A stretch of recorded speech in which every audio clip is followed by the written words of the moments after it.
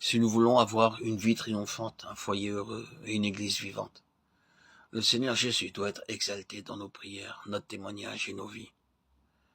Quelques-uns peuvent dire qu'ils sont remplis du Saint-Esprit, mais si vous écoutez leur conversation ou leur prédication, au lieu d'exalter le Seigneur Jésus, ils s'élèvent eux-mêmes. Vous verrez que quoi qu'ils disent ou fassent, c'est pour leur propre gloire et pour leur propre édification. À ce sujet, le Saint-Esprit nous avertit dans Actes 5, 30, 32. Pierre exaltait le Seigneur Jésus lorsqu'il déclara comment le Seigneur Jésus était élevé. Nous sommes témoins de ces choses, de même que le Saint-Esprit. Le Saint-Esprit nous permet de voir la position hautement élevée du Seigneur Jésus. Exaltons-nous le Seigneur Jésus-Christ de notre témoignage, nos conversations, nos prières, notre enseignement ou notre service quel qu'il soit. S'il en est ainsi, nous contribuons à sa plénitude.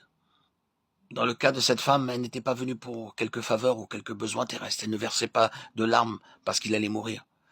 Certains discutaient, se demandaient pourquoi elle devait souffrir et mourir. D'autres ont pu pleurer lorsqu'ils entendirent qu'il allait mourir. Mais elle ne pleurait pas, car elle savait qu'il voulait souffrir et mourir à notre place, comme notre Sauveur et le Roi des rois.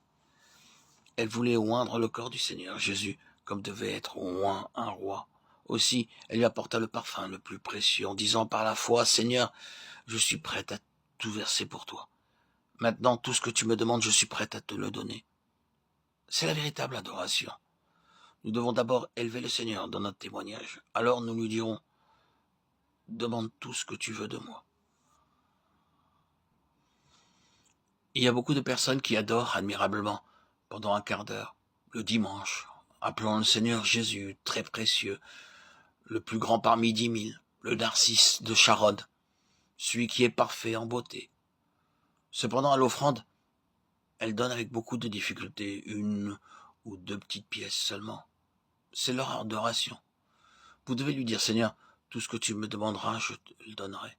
Plutôt que de calculer dans vos pensées si vous donnez 2 euros, 3 euros, 4 euros, 5 euros. Donnez ce qu'il vous demande. Ne lui dites pas, Seigneur, que dira mon épouse si je lui donne 10 euros. Elle n'aimerait pas que je le fasse sans le lui demander. Mais dites, Seigneur, que veux-tu?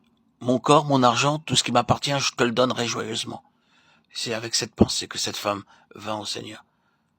Seigneur, tu en es digne. Aussi, j'ai apporté le parfum le plus précieux. De même qu'elle brisa le vase et le vida jusqu'à la dernière goutte, ainsi nous devons être complètement brisés et répandus. La véritable adoration paraît lorsque nous sommes vraiment brisés et humiliés. Nous avons besoin d'être brisés de bien des façons. Si l'on est ainsi, avec quelle joie nous pourrons dire « Seigneur, je suis à toi ». Alors nous recevrons bien plus que nous lui avons donné.